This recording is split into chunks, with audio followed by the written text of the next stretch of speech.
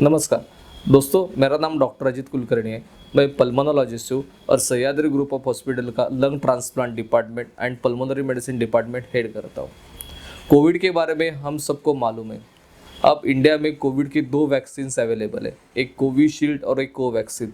दो हिंदुस्तान में बनी हुई वैक्सीन है।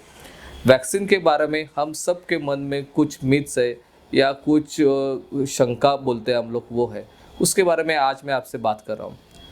गवर्नमेंट ने वैक्सीन पहले दिया था कि 60 एज के ऊपर सबको वैक्सीन देना है और 45 एज के ऊपर किसी को बीमारी है या कोमॉर्बिडिटीज़ है उनको वैक्सीन देना है। और 1 अप्रैल से चालू किया कि अबव द एज ऑफ 45 सबको वैक्सीन लेना है।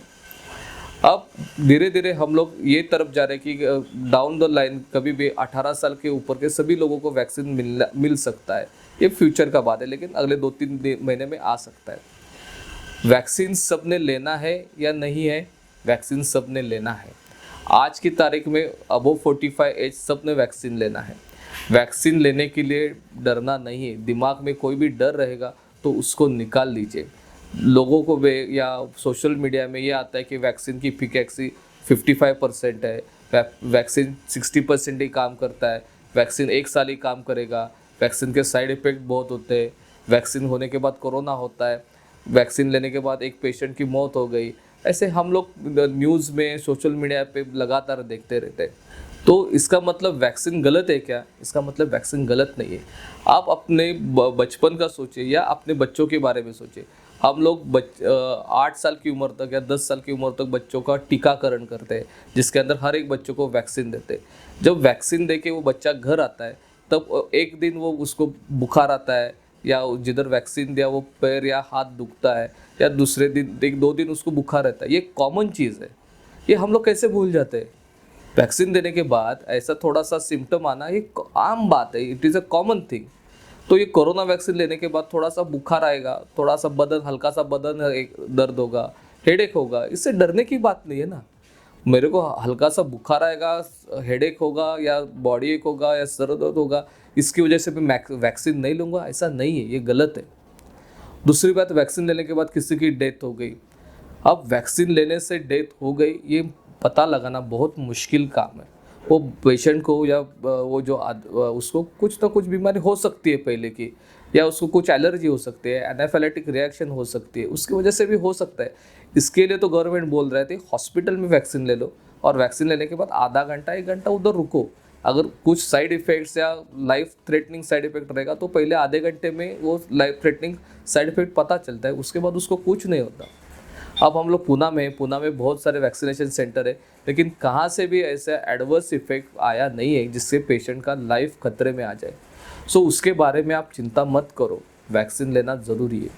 तीसरी बात, वैक्सीन 55% ही काम करता है, 60% ही काम करता है। हमेशा एक बात याद रखिए, हम लोग एक स्टोरी हमेशा बताते हैं। एक ग्लास लेते हैं, ग्लास में आधा पानी है और लोग बोलते हैं कि आधा ग्लास खाली है, और जो एजुकेटर बोलता है कि आधा ग्लास भरा हुआ है वो देख लो। That is very important. उसी हिसाब से 60% प्रोटेक्शन तो मिल रहा है ना अपने को।